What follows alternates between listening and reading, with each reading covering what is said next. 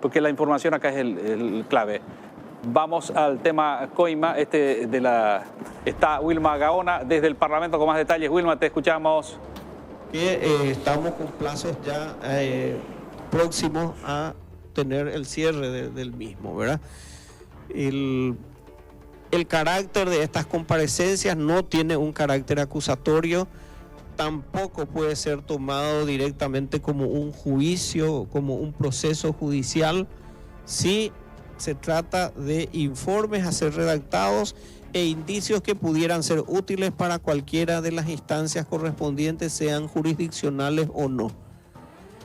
Esto bajo ningún aspecto intenta suplir lo que es una investigación fiscal, una carpeta fiscal o una investigación policial.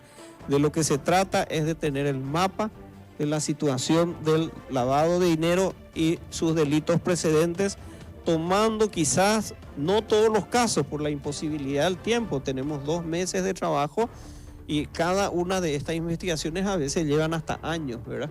Entonces, lo que tratamos de hacer básicamente es tomar casos emblemáticos de tal manera a que pudieran ser el reflejo y pinten de cuerpo entero el tema abordado. Entonces, salvo que tengan los colegas otra opinión, otro comentario, senadora Fara, ¿algún comentario? Nada. Bueno, entonces le daríamos la palabra al senador Enrique Riera Escudero. Gracias, Enrique, muchas gracias por tu presencia. Y bueno, pasamos a escucharte un poco tu presentación. Muchas gracias, presidente. Gracias a los colegas del Congreso presentes. Bueno, celebro esta convocatoria porque, no, la verdad, volviendo de un viaje a los Estados Unidos, habíamos hecho un pequeño relato de las cosas que habíamos compilado paciente y responsablemente de hechos públicamente conocidos. Todos los hechos que se mencionaron allá y acá son irrebatibles porque la mayoría están publicados, otros no naturalmente. Lo segundo, decir que yo públicamente agradezco al presidente de la comisión y a sus miembros porque en algún momento dado, y lo dije como es nuestro estilo, con firmeza pero con respeto, quería que esta sea una comisión donde se pueda escuchar a todos y esta invitación así lo confirma. Y también obviamente quería, como paraguayo, como congresista, dejando de lado partidos y movimientos, que este tema vinculado a la seguridad nacional, que es el que está investigando esta comisión, pueda ser tenido en cuenta y los hechos puedan ser incorporados al informe final. Esta es una presentación, queridos colegas, que tiene un relato cronológico, histórico, una línea de tiempo, algunos actores, y que va acompañado de unos anexos documentales, que yo tenía 15, pero a última hora, como el presidente me pidió adelantar, me llegaron 3 documentos más, que yo voy a completar y comprometo a entregarle personalmente al presidente por vía telemática, como también en formato papel. De la misma manera también en mi despacho están preparando copias para todos los colegas de la prensa para que usen los que les sirva o lo que consideren importante. Entonces, sin más, voy a pasar a relatar el título de la presentación, que hice algunos ajustes para esta, es Relación de hechos vinculados al narcotráfico, lavado de dinero y financiación del terrorismo. Le puse confidencial porque el uso de esto antes del viaje fue confidencial porque no queríamos que se contamine nuestra visita y también porque creo que la comisión va a evaluar qué de esto pueda compartir o no para no perjudicar los hechos que está investigando, aunque de hecho, por la presencia de todos ustedes, veo que el actuar de la comisión tiene mucha transparencia, más allá de coincidencias o diferencias. También dice el senador Enrique Riera, CBI 270922, que es la fecha, en el encabezamiento de las 13 páginas que consta de este relato, para que todo el mundo me adjudique a mí personalmente lo que está acá, pero obviamente no pretendo ser el dueño de la verdad. Hechas estas consideraciones previas, quisiera avanzar para no robarles mucho tiempo y tampoco no voy a leer todo, voy a ir saltando los talones. hice un contexto en el cual Paraguay históricamente era un traficante de droga, productor de marihuana conocido en algunos departamentos de la frontera, Mambay y Canindeyú principalmente, que pasaban a la frontera seca e iban al Brasil, que es un mercado grande, importante, particularmente toda la zona de San Pablo, Estado de Paraná. Pero a partir del 2020 se produce un cambio, perdón, voy a silenciar mi teléfono.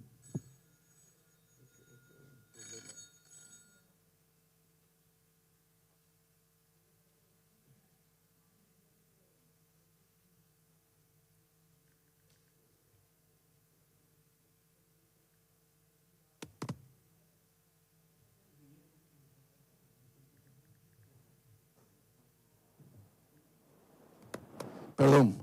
Bueno, a partir del 2020 se produce un cambio de situación rotundo. Paraguay se convirtió en un importante tránsito de cocaína al mercado europeo, iniciando un camino que puede ser sin retorno, como el caso de Colombia o México. Este proceso de transformación afectó organismos claves de seguridad de la República del Paraguay que se fueron corrompiendo sistemáticamente. Curiosamente pasamos a ser lo que puede llamarse un narcoestado con todas sus derivaciones, porque esto es lo que está vinculado al lavado de dinero y también a la financiación del terrorismo. Las evidencias son claras y contundentes. En menos de 3 años, entre el 2020 y el 2022, cayeron en puertos europeos 47.538 kilos de cocaína. Esto es 47 toneladas. Estaban metidos en contenedores con mercadería de exportación y es una cantidad sin precedentes en la historia del Paraguay.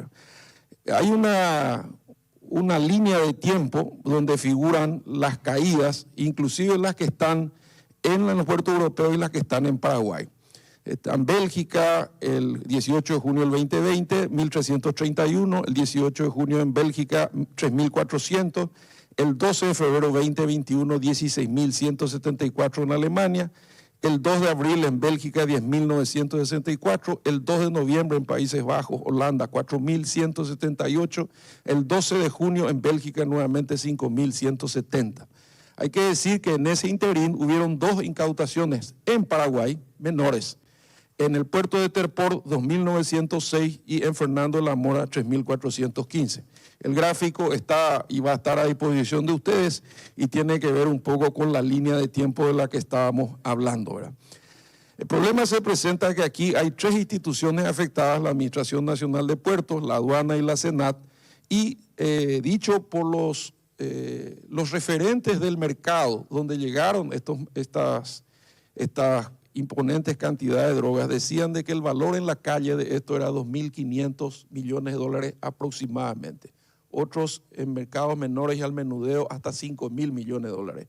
Pero tomemos la primera cifra y sostengamos con la convicción de las estadísticas internacionales que lo que cae incautado, repito, en Europa, no aquí, o insumando lo que cae acá, es apenas el 10% de lo que transita libremente, lamentablemente, por nuestro país. Esto quiere decir que si multiplicamos por 10, estamos hablando de una suma de 25.000 millones de dólares, 25.000 millones de dólares, que es 2 veces nuestro presupuesto nacional. Estamos hablando de un presupuesto que aprobamos hace poco, del año pasado, de 14.000 millones de dólares. Creo que el borrador para este año es algo parecido.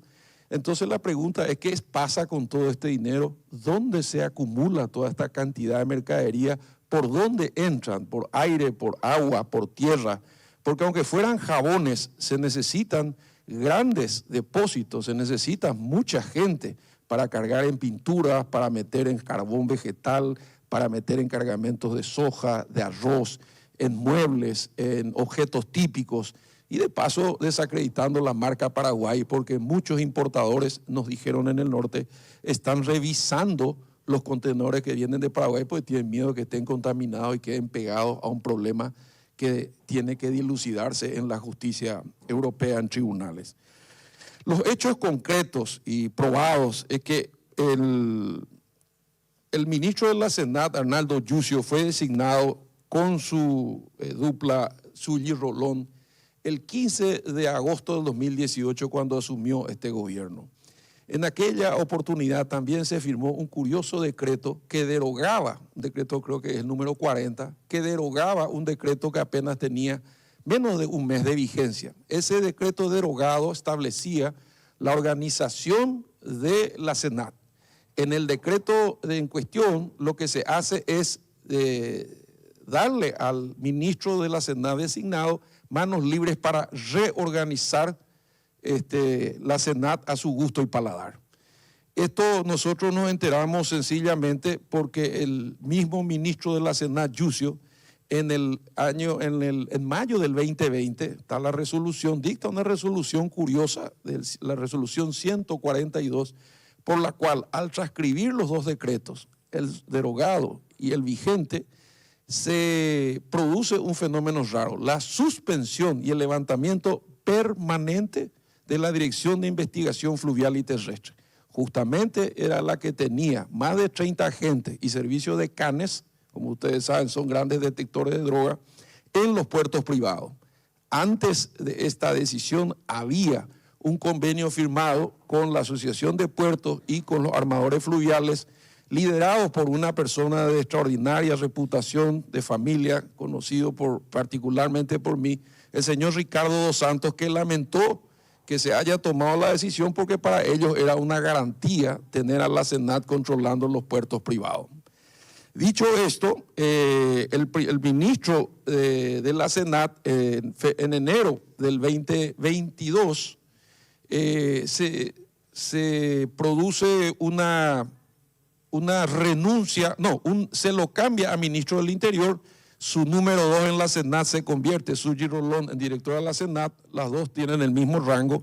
Y durante todo este periodo se produjeron todos los operativos de lucha antidroga, los más conocidos, ya surgieron después su nombre, Ultranza Paraguay, SMART, había otro que tenía uno del comando tripartito, se llamaba TUF, etcétera, etcétera. Y todos los nombres que hemos leído en todos los medios de comunicación de aquel entonces, ¿verdad? Finalmente, el ministro del Interior hace una denuncia muy potente en mediática y políticamente en un congreso en receso. Se le convoca para hacer la declaración, no se presta a declarar, dilata la cuestión y se diluye. Y finalmente termina siendo destituido, el único destituido por este gobierno, en razón de sus vinculaciones con el narcotraficante Marcus Vinicius, que a su vez aparecía como un posible proveedor del Ministerio del Interior. Siguiendo con el relato, a partir de ahí, entonces, la denuncia del ministro Yucio, que se presentó en el Senado y que después terminó en la CEPRELAT y que se murió en la Fiscalía porque nunca se presentó a ofrecer pruebas ni a hacer declaraciones conforme a la información que manejamos nosotros. Y a continuación se produce otra decisión importante que tenía que ver con el famoso aterrizaje del avión iraní. En las declaraciones y en las informaciones que manejamos nosotros, ya el 28 de abril se tenía conocimiento de la venida del avión. Cuando uno pide autorización de vuelo conforme a la reglamentación de la DINAC, tiene que informar los tripulantes, las nacionalidades, la empresa, la carga que viene a retirar, el motivo y otros datos. A partir del 28 de abril se produce un segundo pedido el 4 de mayo y una rápida autorización el 5 de mayo y finalmente el avión llega el 13 de mayo. ¿Por qué es importante esta cronología de los hechos? Porque hay convenios internacionales que obligan a todos los directores de puertos y aeropuertos del mundo a tener contacto con las oficinas de seguridad. Quiere decir que a partir del 28 de abril el gobierno de turno o las agencias encargadas, tanto las administrativas como las de seguridad, tenían toda la información en relación a la nacionalidad de los tripulantes. Esto fue confirmado de limitaciones, ¿verdad?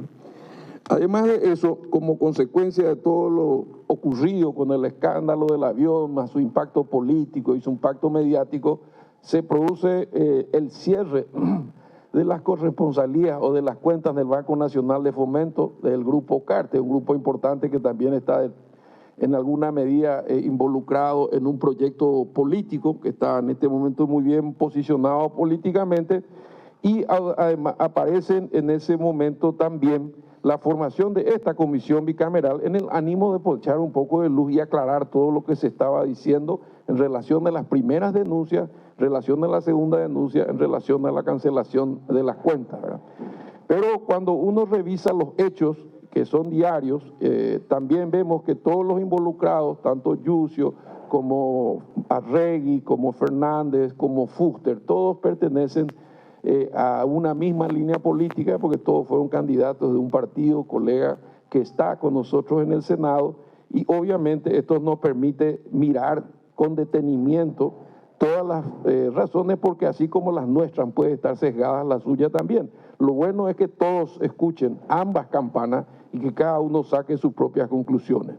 Los hechos concretos es que esto arrancó muy temprano. Hay un hecho público no desconocido de una reunión de Reinaldo Javier Cucho Cabañas con el propio presidente de la República, aún en campaña, que era dentro del marco operativo Berilo. Hoy está detenido, está procesado también su abogado, Ulises Quintana, diputado, que abandonó el sector al que pertenecía acusando de falta de apoyo y traición a quienes originalmente le acompañaron, ¿verdad? Todo esto nos lleva a concluir también la pregunta del millón. ¿Por dónde entra tanta cantidad de droga o hierba o jabón para olvidarnos de los personajes y no desenfocarnos en el hecho? Bueno, hemos hecho una investigación y hemos obtenido información de que en principio habría en la DINAC más de 2.200 pistas registradas. Esto es comprobable en cualquier satélite. Hoy que hay Google Earth, a mano de cualquiera se puede ver. Me han llamado técnicos de todos los colores sin ningún interés partidario a decir esto se puede ver automáticamente como se pueden ver las plantaciones de marihuana. Hoy se sabe hasta el contenido del suelo, de la productividad del suelo, cuánta agua tiene el suelo para saber dónde plantar, dónde sembrar y dónde no hacerlo. De todos modos, lo sorprendente es que estas pistas solamente tienen registradas aparentemente 500. Yo traje la lista de las pistas registradas, le voy a entregar oportunamente al presidente de la comisión. Estos son los aeródromos habilitados hasta el 30 de agosto. Todos los que no están acá, obviamente están fuera. La DINAC tiene, conforme a su ley, por el artículo 101, la obligación de exigir al dueño, poseedor, arrendatario o cualquier persona a habilitar sus pistas en la DINAC y la DINAC comentarle a la SENAT. Y en caso de no hacerlo, dentro de un plazo de 90 días hay una multa bastante salada que tienen que pagar, ¿verdad?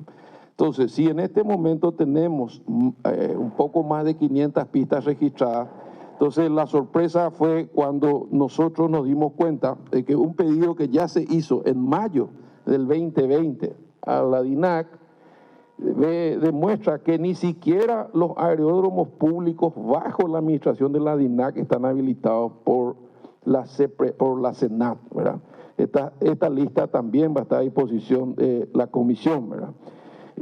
También le acompañé algo que tiene que ver con una publicación internacional, un periodista muy reputado, Gerardo Milman, de agosto del 92 en Infobae, donde obviamente empiezan a salir las responsabilidades de los tripulantes del famoso avión. Aquí está el jefe de las Fuerzas Armadas, Quds Hezbollah, personas a quienes se le había quitado la vida y fotografía, etcétera, etcétera. Bueno, Gomlarreza Ghasemi es el que estuvo dando vueltas por la región, entró a Paraguay, bajó en Paraguay, ni una sola agencia de seguridad, a pesar de la Secretaría Nacional, a pesar de la DINAC, a pesar de la CEPRELAT, a pesar de la policía, migraciones, nadie vio absolutamente nada. Y esta misma información, reconocido por el gobierno de Uruguay, la recibió Uruguay. ¿Qué decidió Uruguay? Que no aterrice el avión. Si el avión no hubiese aterrizado, no tendríamos todos estos dolores de cabeza, ni propios ni extraños. ¿Por qué dejamos aterrizar el avión? ¿Por qué le dejamos hacer todo lo que hicieron? ¿Por qué se quedaron más de 3 días cuando que solo querían 8 horas? ¿Por qué vinieron 19 tripulantes si solamente el avión puede volar con 2? ¿Qué era el resto? Todas esas preguntas están hoy picando y todavía no hay respuesta. Aquí está la disposición de la DINAC para los requisitos para la autorización de las aeronaves. Esto está escrito, es cuestión de cumplir. Es más, el subdirector de seguridad, Gustavo Sandoval, a quien yo, presidente, sinceramente les recomiendo lo escuche solo, sin la gente de la DINAC, pues tiene muchas cosas que contar, muchas cosas que explicar. Y él hizo lo que tenía que hacer. Él le avisó todas las veces al director de la DINAC que tendría que haberle avisado al Secretario Nacional de Seguridad, que tendría que haber puesto un enlace, que tendría que haber cruzado los datos con las agencias internacionales de seguridad. ¿Y cómo se detectó todo esto? Y en la información que yo manejo se detectó no por las autoridades paraguayas, se detectó por las autoridades extranjeras. Servicios de inteligencia de países extranjeros amigos, cuyos nombres omito, fueron los que se enteraron de la presencia de estos tipos en Paraguay y fueron los que finalmente informaron a nuestras autoridades de los riesgos que tenía. Entonces, aquí está el mapa, que naturalmente voy a pasar en más grande, pero demuestro lo que mostré, que es donde están las pistas clandestinas de Paraguay. No es que no se sabe quiénes son, se saben dónde están. Es más, existe un operativo y una recomendación de una publicación que yo también voy a compartir con ustedes desde hace 2 años, de volar las pistas. El tema de volar las pistas es muy atractivo mediáticamente, se ponen unas bombas, se eligen unas cuantas y se sacan fotos. En esa oportunidad, los especialistas que trabajaron dijeron ya, 1 de cada 4 pistas no está autorizada, no está registrada, no está habilitada. Lo que estamos haciendo es curar el cáncer con una curita. Si realmente hay voluntad política, hay los medios, hay la gente, está la FTC, está todo como para poder realmente desactivar esas pistas o en el peor de los casos controlarlas para saber qué baja. Y hoy sinceramente cualquiera de nosotros estamos expuestos a que baje un avión en cualquiera de estas pistas, como de hecho se ven cada tanto aviones bolivianos, peruanos, colombianos que se quedan sin combustible, pues llegan llenos de droga, se escapan los narcotraficantes, llegan las autoridades siempre tarde y estos señores cargan la mercadería, queman el avión y queman el archivo. Bueno, todo esto que está demostrado en estas placas, que voy a dejarle a la comisión para demostrar el crecimiento exponencial y también la famosa resolución de la CARLE por la cual se levanta esto. Las preguntas, aquí están también la lista y lo presenté como un tipo de informe, presidente, para que usted solicite oficialmente a Félix Mazao Canazagua, presidente de la DINAC, todos los aeródromos oficiales que no están habilitados. Silvio Petiroz, Internacional Guaraní, Argaña, Fuster, Caballero, Win, Share, o sea, prácticamente todos los aeródromos que se usan y que dependen de la DINAC no están habilitados ni están controlados por la SENAT. Además, hay algunas informaciones en el Chaco paraguayo y abajo dice todas están vencidas y no se renovaban la licencia. Otro proyecto que llama la atención también es la falta de resultado o respuesta de un proyecto donde la COICA, la Agencia Internacional Coreana, aportó 11 millones de dólares para contribuir a la industria de la aviación, ¿verdad? Que también tiene que ver con el paquete porque tiene que ver con la incapacidad de las pistas. Esta es una publicación donde cayó un helicóptero al servicio de la SENAT en Pedro Juan Caballero, que además no estaba autorizado. Este es un mapa donde figura que la base 1 del helipuerto de la SENAT tiene su habilitación vencida. Esta es una lista de los helipuertos habilitados al 30 de agosto y vemos que solo son 5 de todos los helipuertos que tiene la SENAT. Entonces, algunas, y este es nuevito, este traje inclusive anoche imprimí, el 5 de septiembre del 2022, en Misiones incautaron 480 kilos de drogas tras interceptarse una avioneta con placa boliviana en Misiones, donde se encontró 480 kilos de cocaína. O sea, esto es arco libre, como me dijo algún funcionario de la SENAT de épocas anteriores, antes por lo menos le marcábamos, doctor, le dificultábamos, es imposible cuidar todo por la cantidad que viene. Los aviones cruzan nuestra frontera, apagan su indicador de ubicación y con las luces apagadas y volando bajo vienen a pistas, ahí hay camiones esperando. El Chaco no tiene muchas vías de conexión, como serán picadas, pero voluntad es lo que falta, voluntad. No tenemos radares, no tenemos escáner y los pocos oficiales que estaban controlando este gigantesco movimiento de drogas fueron desactivados por la resolución de Yucio en el 2020, justo en el momento en que se producía este fenómeno, ¿verdad?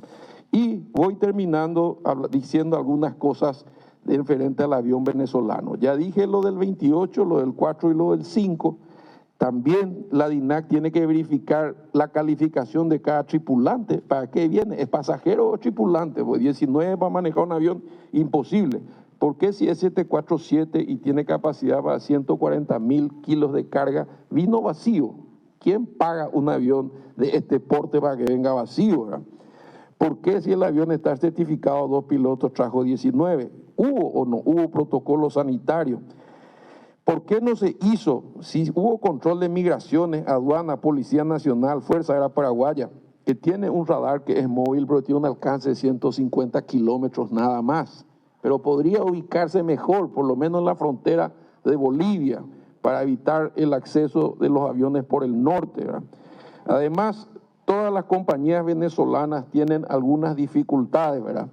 Y quiero mencionar el tema del piloto iraní, porque hay un decreto del 9 de agosto del 2019 por el cual se reconoció la designación de organizaciones terroristas globales a Al-Qaeda et ISIS como organizaciones terroristas internacionales a las milicias armadas Hamas y Hezbollah.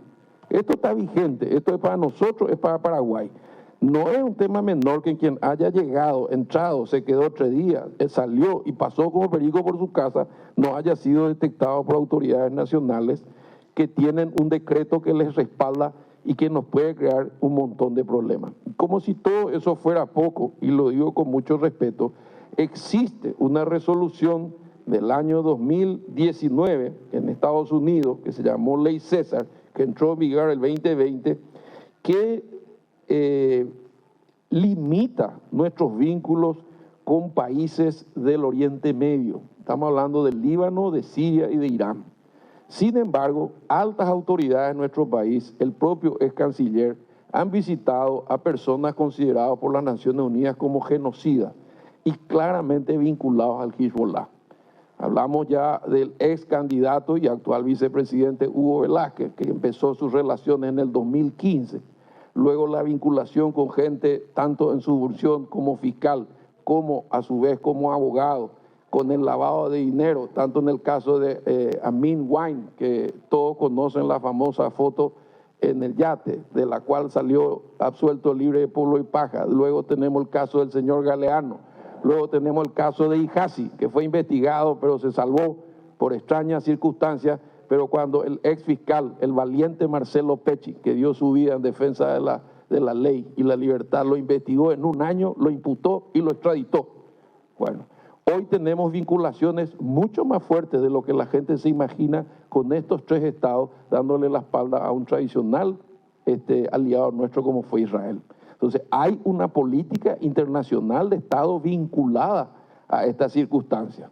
Entonces, yo creo, presidente, que con todo lo mencionado, a cual le sumaría solamente algunos comentarios finales, ¿verdad? El comentario final es el siguiente, ¿verdad? Existía una ley de abordaje en el cual se trabajaba con países limítrofes para que los argentinos o en su defecto los uruguayos pudieran abordar banderas paraguayas cuando tenían información de inteligencia que iban drogas. Se dejó de lado, entonces ya no se puede más trabajar ni con la gendarmería ni con la prefectura.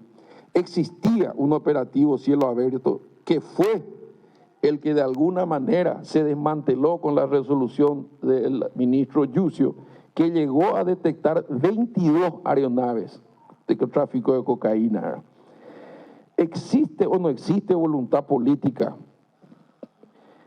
Y la respuesta muchas veces nos deja en la duda. Y un dato no menor, todo este movimiento extraño en aduana tiene una explicación. La Dirección General de Aduana tiene por norma y procedimiento designar 3 canales.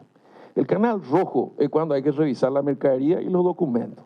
El canal naranja es cuando la mercadería no se mira, pero por lo menos se miran los papeles.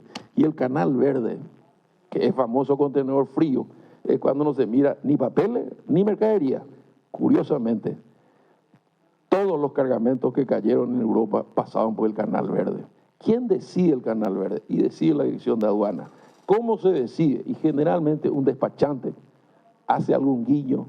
El director sabe, viene el formulario lleno, es canal verde, nadie toca, nadie mira y así como viene y se carga, se va.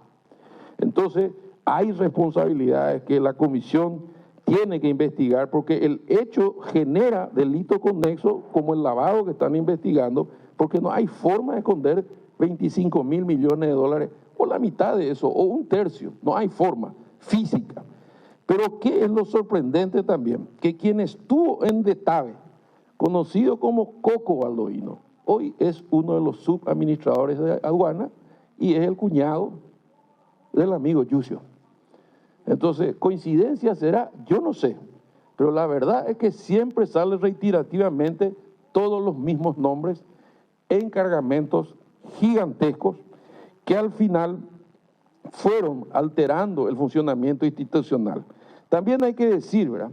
La Senat no tiene un sistema de escucha propio, tiene sistema de escucha compartido con países amigos. Esto hace que no se tenga toda la información, que no se coordine la información por falta de voluntad política o por falta de operatividad. Hay acción o hay omisión. La policía antinarcótico tampoco está coordinada con la Senat y ellos, sin embargo, en su época fueron los que encontraron el carbón del amigo Turrini, ¿verdad? Entonces, si la Senat, la DINAC, la aduana y puertos no trabajan en línea, teniendo una fuerte voluntad política de la cabeza, es imposible combatir este mal, ¿verdad? Y finalmente decirles también de que escuchamos al director de aeropuerto decir que no tenían capacidad de detectar la droga, pero sin embargo todos los que estamos acá y nos están escuchando saben que al pasar por el aeropuerto hay un rayo X para detectar y muchos microtraficantes han caído. Acá lo que estamos hablando es del dinero que genera estas mega cantidades de cocaína que al final hicieron que tanto el director de la DINAC como el director del aeropuerto, el jefe de seguridad, José Chávez, no vieron nada, absolutamente, ni tampoco el ministro Esteban Aquino, que es el secretario nacional, y a pesar de eso, y el decreto del 2019 tampoco analizaron la nacionalidad, el cargamento y el contenido del famoso avión iraní. Finalmente también decirles que esto cuando se produce en el aeropuerto de Ciudad del Este, también se produce o se tiene información en Foz de Iguazú. Generalmente cuando hay problemas en el radar o hasta por razones de seguridad, la gente pide y a veces el aeropuerto de Foz de Iguazú sabe los aviones que suben y bajan, por lo tanto información sobra, abunda, lo que falta es voluntad política, ¿verdad? Entonces, todo lo que estoy diciendo está fundado en documentos que voy a preparar una carpeta coqueta, presidente, porque como le dije, todo esto fue armado anoche, ayer, incorporé cosas nuevas, pero todo lo que le estoy mostrando es todo lo que está fundado en los documentos, solamente le faltan 2 o 3 que recibí esta mañana, y creo que hay suficientes argumentos como para, en mi opinión, escuchar al jefe del aeropuerto, jefe de su seguridad, que fue cortado, como siempre se dice, y poijapa, eso es la piola, y finalmente leo, y con esto termino, los anexos documentales. Un relato de 14 hojas sobre el megatráfico, posible lavado de dinero y financiación del terrorismo, más sus anexos documentales. 3 placas con datos sobre el megatráfico de cocaína en los últimos 3 años. La resolución 140 de mayo del 2020 firmada por el exministro de la Senat, Yucio, con la que se disuelve de forma permanente la Unidad de Investigación Terrestre y Fluvial. La lista de aeropuertos registrados sin habilitación no final de la DINAC y un pedido de informe para que la propia comisión solicite. Un pedido de informe sobre el proyecto de la DINAC con COICA, 11 millones de dólares que estaba destinado a resolver estos problemas. Un mapa de pistas registradas, más de 600, clandestinas, más de 1.200. Una lista de aeropuertos de Senat habilitados por la DINAC, solamente 6. Una publicación de ABC Color sobre accidente de helicóptero del helipuerto no habilitado al Pedro Juan Caballero de la Senat. Un mapa del helipuerto base de la Senat no habilitado por la DINAC. El artículo 101 de la Senat con obligación de registrar todas las pistas de la DINAC, altamente incumplido. Una lista de los aeródromos habilitados por la DINAC. Una nota del 8 de mayo del 2020 informando ya la lista de aeródromos bajo la administración de la DINAC y las 2.200 pistas privadas habilitadas y las clandestinas. y la necesidad y recomendación en esa época ya de conformar una mesa interinstitucional entre la DINAC, la Fuerza Aérea Paraguaya y la SENAT. Disposiciones vigentes de la DINAC para autorización de vuelo y aterrizaje en Paraguay que no se cumplió en el caso del avión iraní y no se están cumpliendo en el caso de los aviones de la droga. Publicaciones internacionales de Infobae sobre el conflicto por el avión iraní y su tripulación y su vinculación. Publicación internacional sobre el cargamento de cocaína 480 kilos de una avioneta boliviana de Misiones. Y a esto sí habría que agregarle la ley 978 de migraciones que exige la visa a los venezolanos e iraníes, las restricciones que tenemos para tener vinculaciones con el Líbano, con Siria y con Irán, y el decreto 2307 por el cual se reconoce que el comandante de este avión estaba dentro de lo que se considera como organizaciones terroristas internacionales, las milicias armadas de Hamas y Hezbollah. En el relato se menciona desde el 2015 los vínculos de ciertas personas con este sector del Medio Oriente que se mantienen vigentes hasta hoy. Muchas gracias, señor presidente, y estoy a disposición para cualquier tipo de aclaración o duda que tengan los miembros. Gracias, senador Riera. Yo algunas cuestiones quería preguntar un poquito. Este es el informe del senador a invitación de la Comisión Bicameral. Va a ser entregado. Obviamente se habló de todo desde el inicio, desde la presencia de Cucho en la casa particular del recientemente electo presidente Mario Abdo Benítez, hasta, bueno, haciendo todo un repaso de la actuación de la policía, del Ministerio del Interior, el desmantelamiento de instituciones dentro de la SENAT, la denuncia de Yucio, hablando también de esta enorme cantidad de cocaína salida de puertos privados de Paraguay y el volumen de plata inmenso que eso implica, 25.000 millones de dólares y la estructura que hay que tener para esto justamente.